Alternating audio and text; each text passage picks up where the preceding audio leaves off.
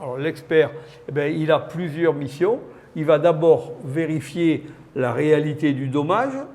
Il aura une mission effectivement d'en déterminer si l'entreprise concernée pour laquelle il intervient est responsable de ce dommage. Et il va en chiffrer le coût des réparations.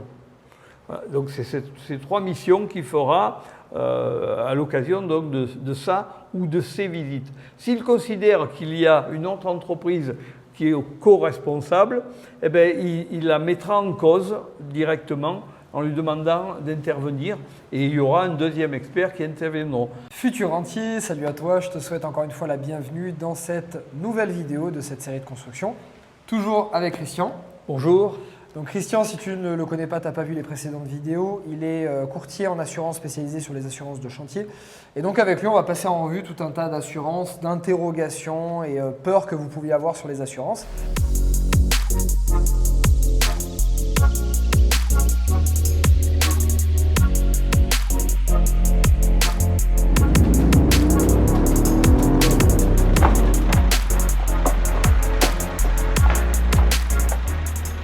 Si jamais tu me rejoins, c'est ta première vidéo, je t'explique un peu le concept de ces vidéos.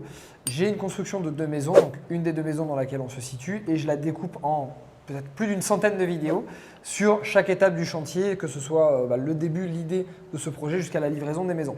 Tu retrouveras d'ailleurs dans la description les liens de toutes les précédentes vidéos, un lien de ma part avec des heures gratuites de séminaire, bref, tu retrouveras plein de cadeaux, donc je t'invite à aller dans la description. Christian. On est à vous, ils sont à vous. On va attaquer sur les sinistres. Les sinistres. Allez, alors, pour les sinistres. évidemment, les sinistres, ça fait toujours un peu peur, les sinistres construction. On va évoquer, non pas les sinistres pendant le chantier, puisque la Tourisque Chantier permettra d'en parler, mais on va évoquer les sinistres.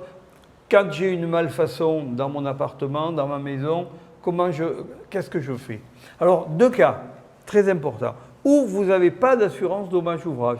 Vous n'avez pas souhaité la prendre, la loi ne vous l'impose pas pour un particulier qui construit pour lui-même ou pour sa famille. L'assurance dommage-ouvrage n'est pas obligatoire.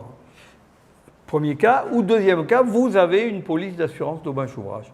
Si vous n'avez pas de police d'assurance dommage-ouvrage, il vous appartient de mettre en cause directement l'entreprise, faire une déclaration de sinistre auprès de l'entreprise. Si elle a disparu, vous avez pris la peine, bien sûr, pendant le chantier, n'ayant pas souscrit de dommage-ouvrage, d'avoir son attestation d'assurance décennale valable à la date d'ouverture du chantier et son marché, et le PV de réception, dont on a déjà parlé, PV de réception qui conditionne l'application de la garantie décennale. Donc, muni de ces documents, vous faites une déclaration directement chez l'assureur, notamment au siège de la compagnie qui figure sur les attestations, parce que maintenant les attestations sont normalisées, elles doivent revêtir un certain nombre de renseignements, dont bien entendu l'adresse du siège de la compagnie.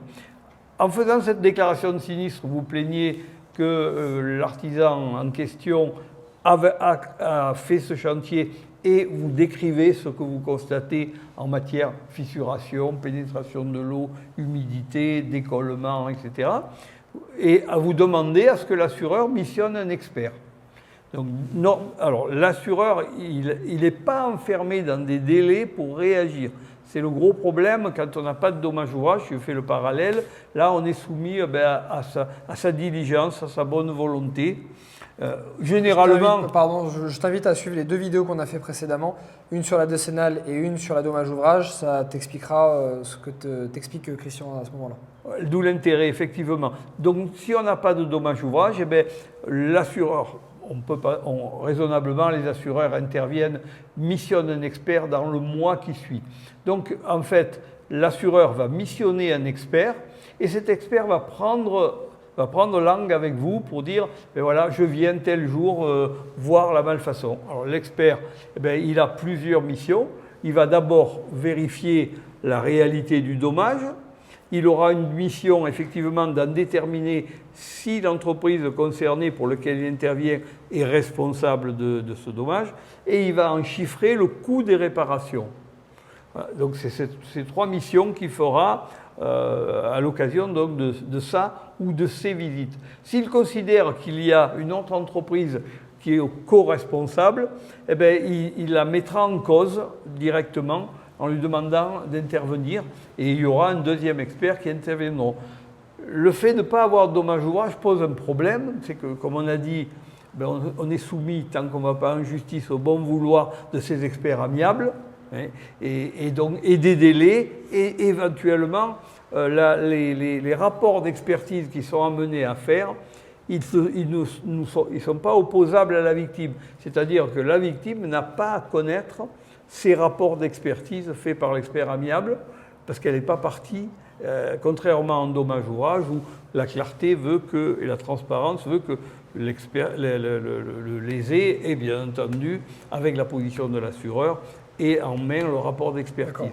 Donc gros problème de délai, d'opacité, mais je dirais surtout de délai quand il y a des co-auteurs qui s'envoient la balle entre eux. Et c'était la raison où on rencontre ces difficultés qui a présidé à la création de la dommage ouvrage pour éviter justement tous ces aléas.